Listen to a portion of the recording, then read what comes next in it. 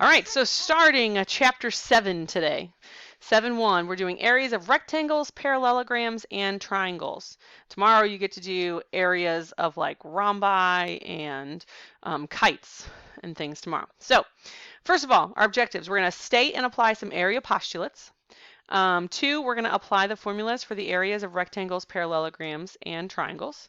And 3, we're going to apply the area addition postulate to find the areas of other regions. So like if we have a square and a triangle together, we find the area of each of them and we add them together. It's going to be pretty awesome.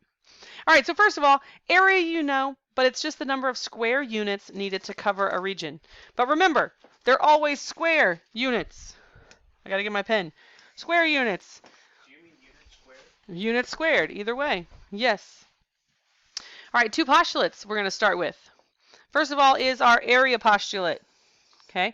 Every region has an area given by a unique positive real number.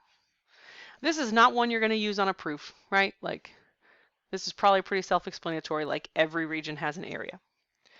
All right, next up we have area of a square postulate. The area of a square is the square of the length of one side, and it gives us that formula. So all this is saying is area equals your side squared. Does that work for any other shape besides a square? No. You've known this formula. A lot of times when you do area of a square, it's just length times width still, right? Because a square is also a parallelogram, and it would just be like 7 times 7. We're just multiplying the same number. So it doesn't really matter the shortcut there. All right, example 1 is applying this area of a square postulate. Find the area of the square using the formula. The formula is area equals what? The side square. We want to try to use that one just to get in that habit. To get in the habit, that's why. So what's the length of our side? 1.2, whoops, 1.2 squared. So what is 1.2 squared?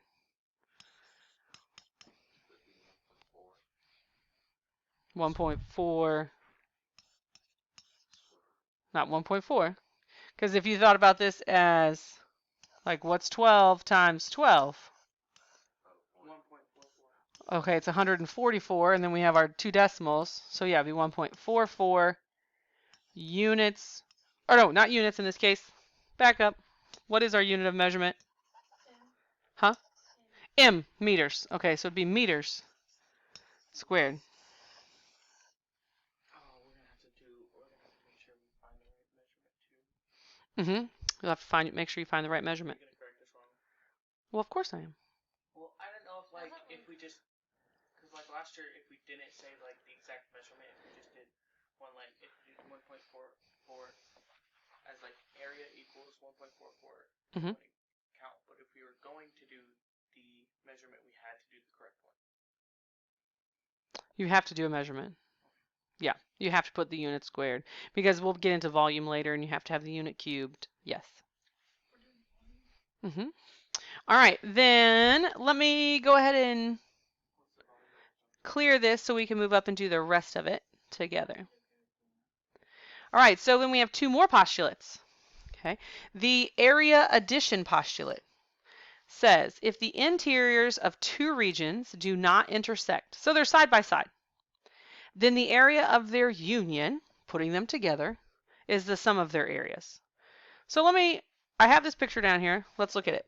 It says the area of ABCD, so this whole area, is the same thing as the area of AEFD plus the area of EBCF. It should be EBCF, not D there. Will you change that for me? AEFD, yeah. Right? Like this area plus this area equals the whole thing. That makes sense. Sometimes what makes, like, if we look at this area addition postulate, it makes more sense if we think about a trapezoid like this. How would you find the area of a trapezoid like this? Or what's one way you could? Well, we could cut it into a rectangle and a triangle, find the area of each, and then add them together. It's the same thing. Okay, that's all the area addition postulate says. So if you have a rectangle and a triangle, or say you have like a house and you have to do something with it, this would be, maybe that's a square. So you find the area of the square, you find the area of the triangle, you add them together, you have the area of this side of the house. Make sense? Okay, that's all that postulate's saying. The next one then is congruent regions postulate. So congruent regions have the same area. So again, if we look at this picture, we can tell, I made that mistake again. This should be EBCF. So please fix that, is equal to EBCF. AEFD. My mind. But these are congruent regions because this is a 40 by 40 and this is going to be 40 also. It's the same length. And then this piece is 40. So you don't have to calculate it twice. It's the same. Questions so far? I didn't figure there would be. A couple theorems for today. Yes, yay. All right. First one, the area of a rectangle is the product of its base and height. So we've got rectangle is area equals base times height. Area of a parallelogram is the product of a base and its corresponding height.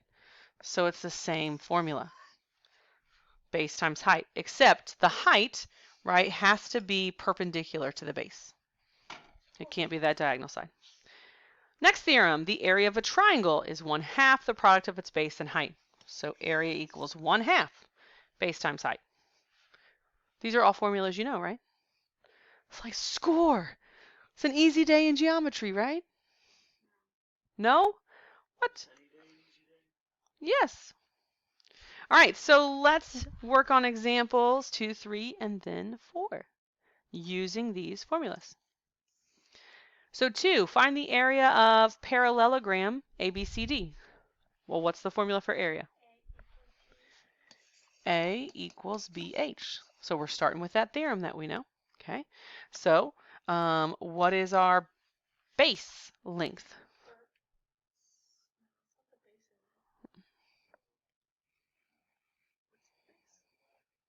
Okay, well, usually, like when we look at them,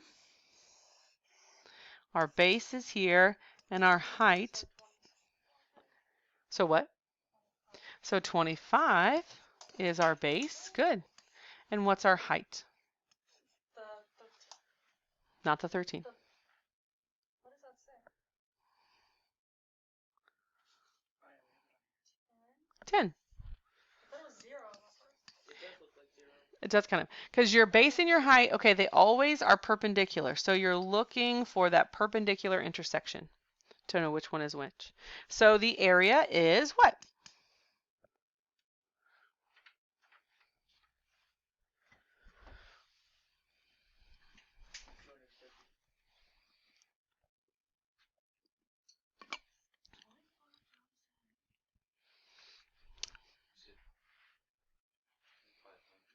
Not 2,500?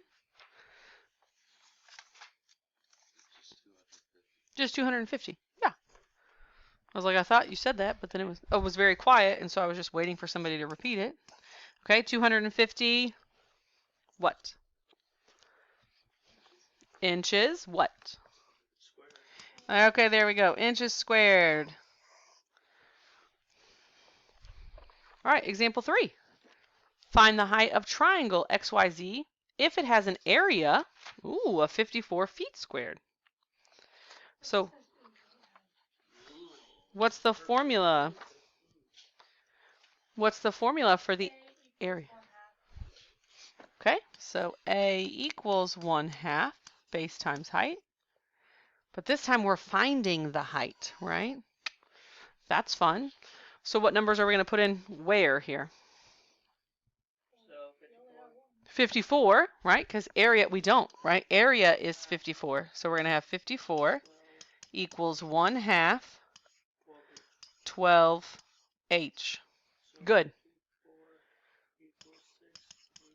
So 54 equals 6H. So what did we do? Divide by 6. So 9, what? 9, nope, this is height. So it's just 9 feet. Good, and that's why, like knowing the difference. We solve for height. It's just a straight line. It's linear, so it's not a square unit. Good. It's just 9 feet. Perfect. And then let's look at 4.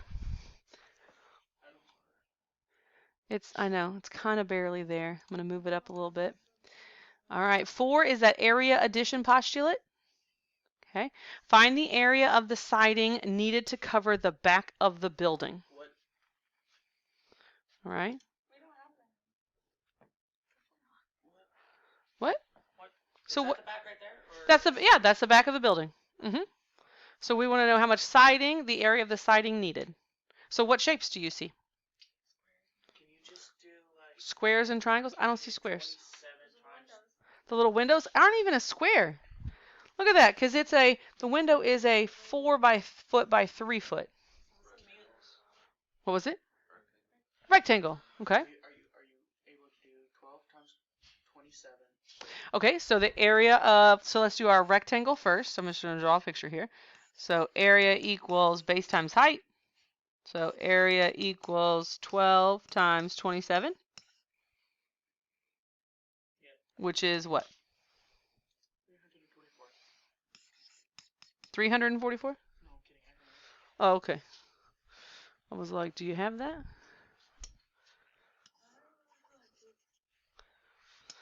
You can always use a calculator, or you can always do some scratch math, right? Like, What's 12 times 7? 314? Anybody got it? What's 12 times 7? I can't remember what 12 times 7 is. Really? I don't. Oh, wait. 12 times 7 equals 84. So it'd be 324. Well, we've gotten 3 different answers at this point. 324, 314, 300. I was like, because I would do it. So we confirm 324? Okay. I was close. All right. At this point, right, we're working. Do we have to write feet squared? No. No, this is not your final answer. Do not think that I need you to write 324 feet squared right here in order for you to get it, okay? Like, we're working through here. It's not our final answer. I only care about your unit on the final answer. Okay? All right, so then what else do we need to find the area of? The triangle. The triangle. Okay, so what's the formula for the area of a triangle? A equals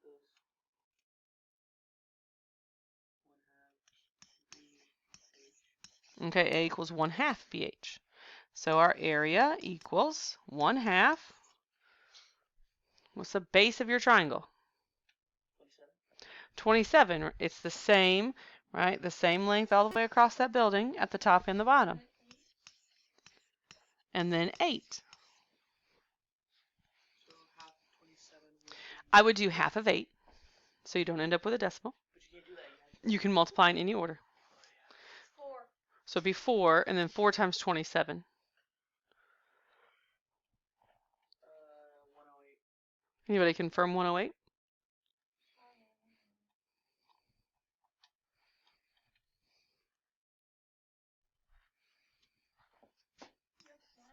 Okay.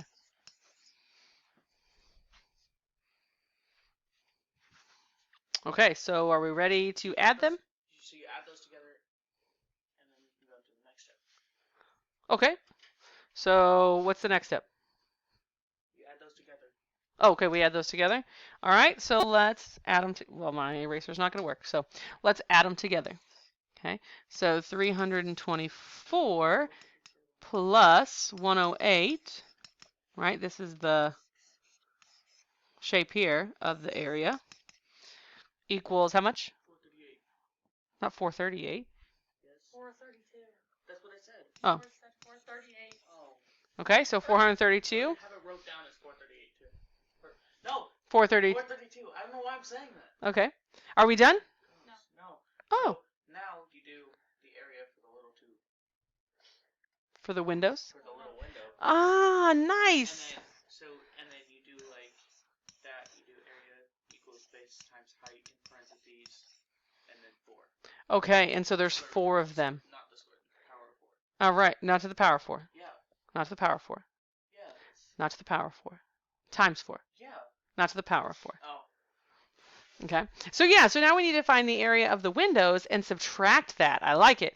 So the area of the window is 3 times 4, which is 12. And there are 4 windows. So 4 times 12 equals 48. So to find that, the area of the house, we added 324 plus 108, but we need to subtract 48. So what's 432 minus 48 equal? 3 what? Anybody confirm 384? Okay, and this is our final answer, so what else do we need? Feet squared. Feet squared. You got it. Ridiculously easy today. Best geometry lesson ever. Which means it's easy, which means you're going to give us more homework. False. But you can get started on your homework. Yeah. There's not more of it. It's 1 through 31 odd. It's about the same as usual.